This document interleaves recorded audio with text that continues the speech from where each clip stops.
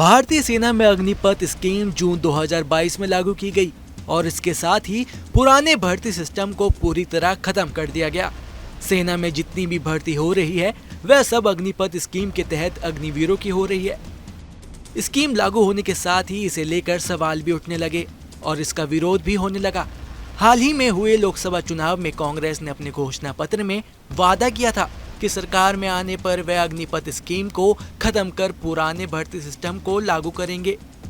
अग्निवीर भर्ती वाली अग्निपथ योजना को वापस लाने की मांग हो रही है। कांग्रेस, समाजवाद पार्टी समेत कई विपक्षी दलों ने योजना का विरोध किया है।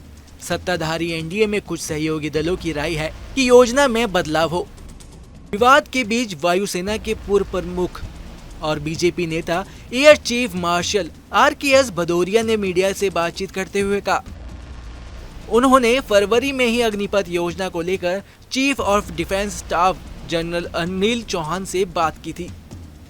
भदौरिया ने अग्निपथ योजना में बदलाव और सुधार के सवाल पर कहा, ये समझाना जरूरी है कि हर योजना में समीक्षा का प्रावधान होता है।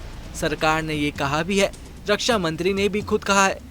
हमें ये साफ तौर पर समझाना होगा कि ये योजना अभी आई है, सिर्फ 2 साल पुरानी है। जब तक 4 साल का पहला चक्र पूरा होगा, आप देखेंगे कि बहुत सारी बातें बदल गई है। पूर्व वायुसेना प्रमुख ने कहा, अगर अग्निवीर योजना से परेशानी है तो उन्हें सरकार को पत्र लिखे, सीडीएस को लिखे, आर्मी चीफ को लिखे, अपनी राय बताए। आधी अधूरी जानकारी मीडिया में आकर ये ना कहे कि ये बदल दो या ये बंद कर दो। इसी तरह सरकार को सुझाव दे, समीक्षा के समय उन पर विचार होगा। अग्निवीर स्कीम को लेकर भारतीय सेना ने अग्निवीर सैनिकों के लिए कुछ सिफारिशें भेजी है। आपको बता दें, भारतीय सेना ने सिफारिश की है कि अग्निवीर अगर वीर गति को प्राप्त होते हैं तो उनके परिवार को जीवन निर्वहन के लिए पेंशन जैसी मदद दी जाए। साथ ही सेना ने यह भी सिफारिश की है कि 50% या इससे ज्यादा अग्निवीरों को परमानेंट किया जाए। अभी अग्निपथ स्कीम के तहत अधिकतम 25% अग्निवीरों को ही परमानेंट करने का प्रावधान है। Bureau report, news nation.